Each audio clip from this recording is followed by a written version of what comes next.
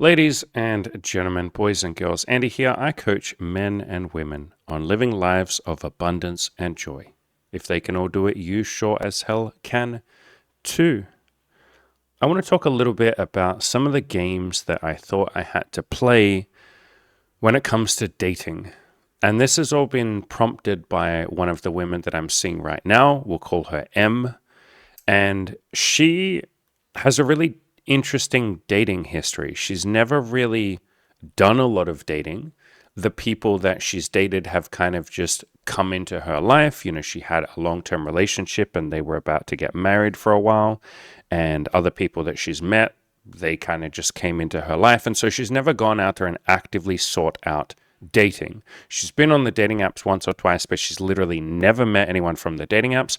Even me, the way that I met her, I saw her, I'm looking out of my window right now. I literally saw her walking down my street. I went and said hello to her. Next thing, we're going on dates. And so she's never gone into like the dating process, so to speak. Like men have just kind of come into her life. And I think because of that, she hasn't ever felt the need to play some of the games that people think that you need to play in dating.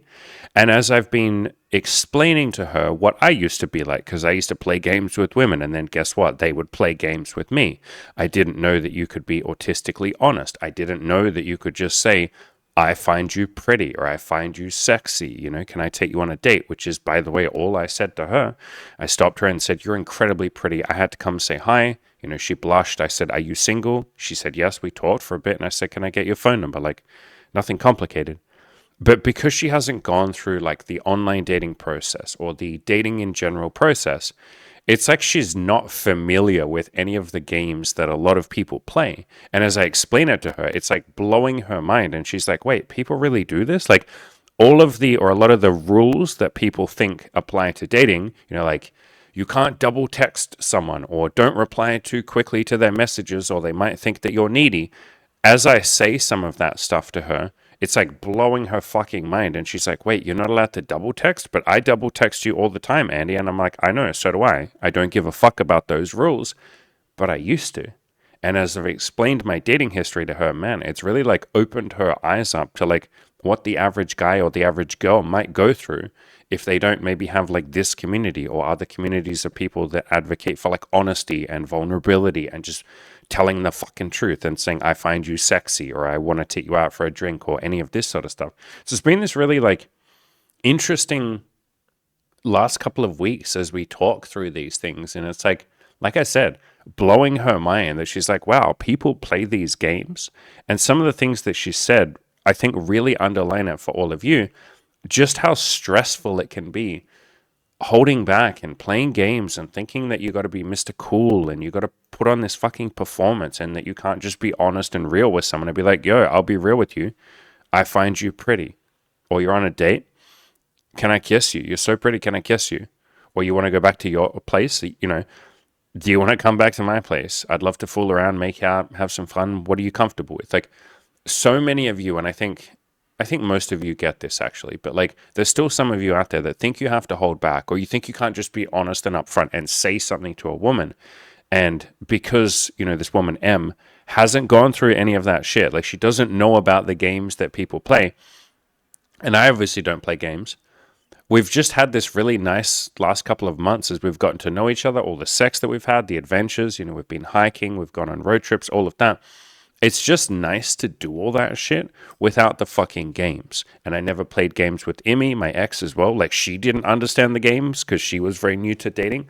And so she had no concept of like holding back or playing games or pretending to be cool or making people chase you and all of this kind of bullshit. She was just honest and upfront with me because I did that first. I went first with my honesty and she reciprocated that. And then we can contrast that with Nisha. This lovely girl here, who is one of the other girls that I'm dating right now, Nisha has had the opposite experience. A lot of the people that Nisha has dated have been we'll just call them game players, like people that play games. They hold back, they don't tell the truth, they say one thing, then they do another, they're passive aggressive, they think you have to play it cool, they're not super vulnerable, they don't just be honest and upfront and say what they want. And so for her, it's been very interesting having me be so upfront and honest and just pour my heart and soul out, which is what I do with all of you. It's what I do with any women that I date. I do my best to be as honest as I can. And I'm not always perfect with that. Neither are any of you. But I think I do a pretty decent job. And it's been really interesting getting to know her. And, we go on adventures and we have sex and do all of that kind of stuff. And just seeing her open up, and it's blowing her mind in many ways, where she's like, I thought you had to play games. I've held back from all the guys that I've dated because they held back with me. She's had people cheat on her. She's had people ghost. She's had people play those games of like being hot 1 minute and then cold and then hot and then cold and all of that. And it's been almost confusing to her in a very nice way that I just don't do any of that bullshit. Like the very first date that we went on, we sat down in a park for like 30 seconds and I was looking into her eyes and I just said, "You're so pretty. Can I kiss you?" She came over, I kissed her. And then I was like, what are we doing here? Like, I want you, you want me. Do you want to just go back to my apartment? And she nodded her pretty little head and we went back and I tied her up and we did crazy shit. Like, there's been just no games. And there's been several times that she and I have had discussions where she's like, I keep waiting for you to play games with me or lie to me or hold back or like manipulate me in some way. And I keep almost second guessing it sometimes, Andy. Like in some moments, I'm like, are you playing games with me right now? And she'll say that to me. She's very honest and upfront. I've taught her to be very vulnerable and open. And again, I just did that by going first. Like any of you guys that want your women to be open and honest and vulnerable, you go first. You do it first. Share something vulnerable with them, and most of them will reciprocate back. But she will, in those moments, say like, are you like, you're not playing games with me right now? And I'll be like, no, like I promise I'm not. Like I get why you think that I am. I get why you think I might be passive aggressive. There's even been 1 or 2 times when she says, are you mad at me right now? And I'm like, no, like why would I be mad at you? And she's like, because all the other guys in the past, when I said to them, are you mad at me? They would be like, no, it's fine. And then I'd have to be like, that doesn't sound like it's fine. Like, are you sure? And then a day later, it would come out, they'd be passive aggressive, and then they'd have a big fight and all of that.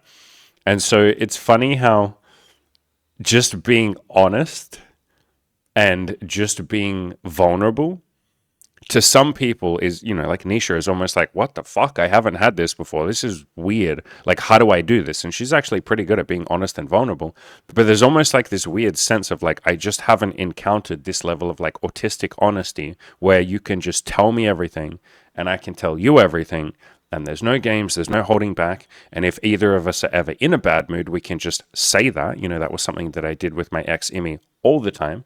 Anytime either of us were in a bad mood or we were tired or we were stressed or we were just feeling resentful towards the other person, we were feeling grumpy towards the other person, we would just fucking say that. I'd just be like, hey, I don't have a lot to give today.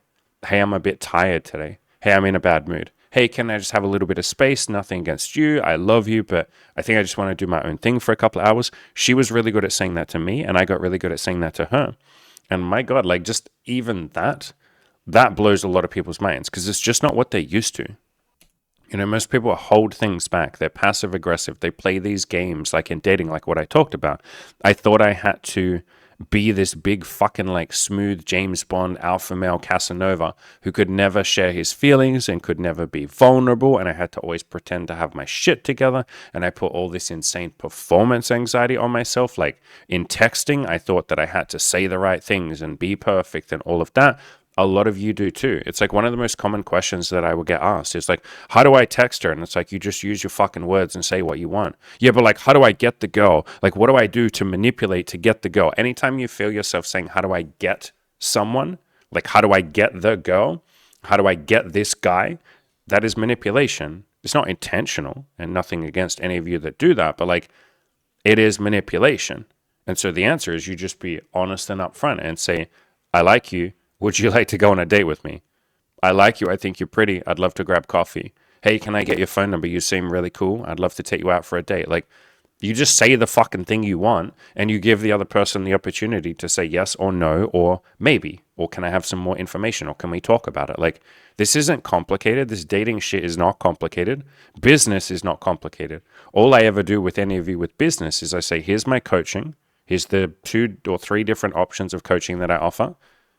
If you want them, fucking, there's the link in the description.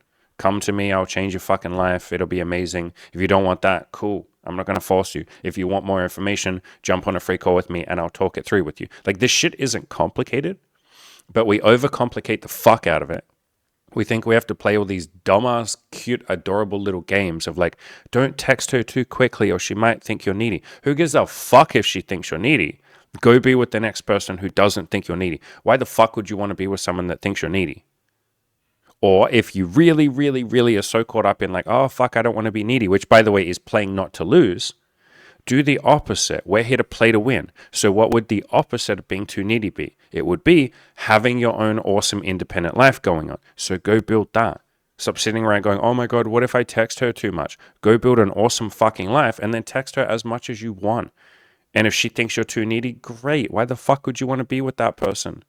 Go build out that independent life and then people will just come to you. They won't be able to help themselves. They'll be magnetized to you because you will be incredibly attractive, because everyone likes someone with a really cool, interesting life going on, because that's cool and interesting and they have cool, interesting things to talk about. So, getting a little off topic there.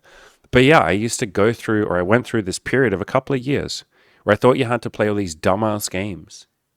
You know, don't text too quickly. Don't show too much interest. You got to hold back or you'll be too needy. Don't ever be fucking vulnerable with a woman. Never fucking share your emotions. Oh my God. Don't get feelings in a casual relationship. Like, fuck that. Like, fuck that. I have so much love for Nisha. Nisha has so much love for me. I have so much love for this woman, M. We'll just call her M. And she has so much love for me. Like, why the fuck wouldn't you want to get feelings with someone that you are sticking your penis inside, or women, someone that you are letting inside you, and you're just going to like hold up the barriers and be like, I don't want to get any feelings. Like, I don't want to like this person in any way, shape, or form. Like, do whatever you guys and girls want, but like, fuck me, what a rule. Hey, I have to be a psychopath with people that I let inside of me and that I enter. Like, what the fuck? Would you do that with your friends? I can't get feelings from my friends. I don't want to ever like my friends. Like, what the fuck? Anyway. I believed that rule for a long time. I thought there was a perfect way of texting, and I tried to stick to that fucking religiously. I followed all these dumbass rules of what to say, and if she says this, make sure you say that. Here's how to get the girl. It's like, why am I trying to get someone as if they're a fucking object that I'm going to own? How about I just say, do you want to fuck me? And they say yes or no. I find you hot. Do you want to smash? I find you hot. Do you want to go on a date? I find you hot. Do you want to see each other? Like, whatever the fuck you want to say that and find the people that say yes. I thought that you had to play these games on fucking dates, that there were certain things you could talk about. I thought you couldn't talk about sex. I thought that we had to both just be on a date pretending that we don't want the thing that we're both there for. And obviously not everyone is just there for sex, but at the same time, yes, they are. If they're dating, you want sex at some point. It's just a matter of like, when do we want it? So why the fuck wouldn't you talk about that and be like, when do you want to have sex? Are you someone that likes to hook up on the first date, the second date, the third date? Do you want to wait till fucking marriage? Like, what do you want? Are we on the same page here? Is there compatibility? People go on dates and talk about all the things that are like acceptable to talk about. Like, what is your job? You know, what are your hobbies? What do you like to do for fun? Tell me about fucking which countries you've visited. Like, those are apparently okay to talk about. But then you can't talk about the reason that you're both there, which is some sort of intimacy or some sort of sexuality or some sort of romance. You know, if we're talking about in the context of dating, you want one or all three of those things. And you're just going to pretend that you don't and pretend it's the elephant in the room that you just can't talk about. And so I went on all of these dates. I thought you couldn't talk about the reason that we were there. And so it was fucking weird. It was awkward. It was like I had to try and figure out signals of whether or not she likes me, whether or not she wants to come back to my apartment, like trying to drop hints that I want to get her back there. And then I would have to come up with these weird fucking ways to get her back to my apartment. Again, manipulate her to come back to my apartment. I'd have to be like, do you want to come back to my apartment and like, I can show you my balcony? And some girls would even call me out on that bullshit. And they'd be like, see your balcony, hey? And I'd be like, yep, just see my balcony. Or I'd just say to them, do you want to come back to my place and we can watch Netflix? And they'd be like, I know what that means. And I'd have to be like, no, lady. Like, whoa, hold up. Like, Netflix just means Netflix. Like, I only want to watch Netflix. Like, I definitely don't want anything else. And then, you know, she would know that I was full of shit. We'd go back to my place. We'd watch fucking TV or something. I'd go to kiss her and she'd be like, whoa, hold up. I thought we were just going to watch Netflix. And then I'd have to pull back a bit and be like, Ha ha ha, yeah, I don't want to have sex with you. Ha ha ha, ha ha. I'm not a dirty pervert who likes sex. And it was fucking weird, man. Fucking weird. When I finally embraced autistic honesty and just started telling the truth, I'd just be like, do you want to come back to my place? You know, I'd love to make out with you. We can fool around, do whatever you're comfortable with. Like, what do you want to do? Some girls would be like, I'd love that. Like Nisha, the girl that I'm seeing right now. Other girls would say, I don't know if I'm super comfortable with that yet. And I'd be like, cool. Like, what do you want to do? Do you want to keep hanging out here? Do you want to talk about some stuff? Would that make you more comfortable? Do you want to end the date now and we can have a second date and see how you feel then? Like, what do you want to do? And then she'd be like, oh, wow, like, thank you for fucking letting me choose and treating me like a human. Well, I think maybe we could go back to your place because you've been so nice to me and you respected my fucking boundaries. What if we go back to your place and can we maybe just like cuddle on the couch? And I'm like, fuck yeah, we'll have a cuddle. That'd be amazing. And like the number of times that we end up having sex or we end up fooling around or we cuddle and I play with her naughty bits and she plays with my naughty bits because I didn't fucking act like a weirdo who was like pretending he didn't want sex. Like, how insane is that? That is the majority of what the human race does to try and get people into bed. Again, get them into bed, manipulate them into bed. It's like pretending they don't want sex. Like, we're all fucking obsessed with sex. It's everywhere. It's in the media. It's in especially in the Western country. Jesus Christ.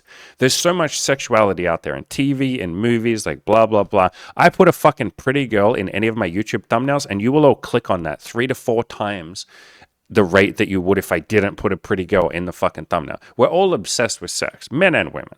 Like, we're all horny little beautiful sexual creatures. And then we're just pretending like, I just want to watch Netflix and chill. I definitely don't want to have sexual intercourse. That's disgusting. Sex is for evil people. It's very bad, even though I think about it all the fucking time. Sex is disgusting. I don't like it at all. Like, what the fuck? Like, we're all just walking around. Okay, I'm not. A lot of people are walking around lying about their own sexuality, about their own desires, about the things they want, about the beautiful fucking experiences that they want to share with other human beings. Instead of owning that, especially for you guys out there, Jesus Christ, own your fucking manhood, guys. Instead of owning that, saying, I have this beautiful sexual urge and I would like to share that with someone. I think we could do fucking magic together. I think we could have a beautiful blast together. I guess pun intended. Literally, we could blast together. I could make her fucking blast and I could blast all over her. Oh, yeah. Like, instead of embracing that, so many people just pretend that part of themselves doesn't exist and then wonder why they struggle to get it. When you are ashamed or when you hide the fact that you want sexuality, when you hide that from someone else, when you hide that from the people that you're talking to or going on dates with, you are literally saying this is something to be ashamed about. This is something that I'm not proud of. This is something that isn't okay. And then you expect that you're going to get that thing more? No. If you want to have more sex, fucking own that. What do you think happens when you hide in shame?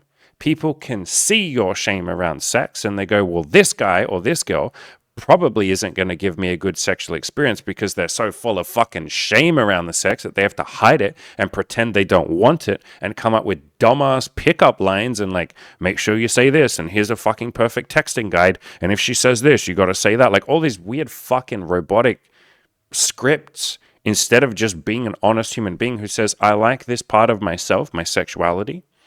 I like this romantic part of myself. You know, it's not only about sexuality.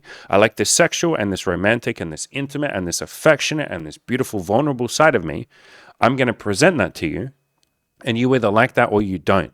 If you like that, that's great. We'll do some magic together, or we'll see if we want to do some magic together. If you don't, then great. I'll go talk to the next person. And when you start owning that part of yourself, people can tell that you're not full of shame and they're magnetized towards you. Because what are you communicating when you're not full of shame and when you just own the fact that you want sex or that you're a sexual being with a sex drive? You're basically communicating that even if I'm not a world-class expert at sex, I'm at least comfortable enough to talk about it. And we're probably going to be able to have a somewhat decent sexual experience because I'm not weird and judgmental about my own sexuality. I'm not full of shame hiding it. And if you have anything you want to do in the bedroom, we can just talk about it because we've already started the conversation. You're making sex not weird when you own it.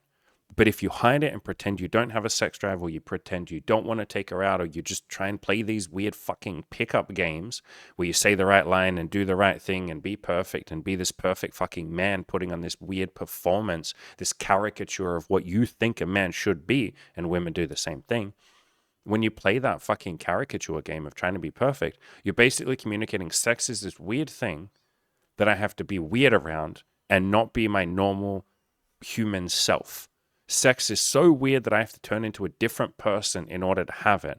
Don't you think that communicates that I'm probably not very good at sex? Because I'm telling you, the people that have a lot of sex is just a very normal thing to them because they have a lot of sex. So it becomes very normalized. And so if you just treat sex like a normal thing, you're basically going to tell yourself in your own brain and communicate to anyone else, sex isn't some big weird deal to me. Even if you haven't had a lot of sex, that's fine too.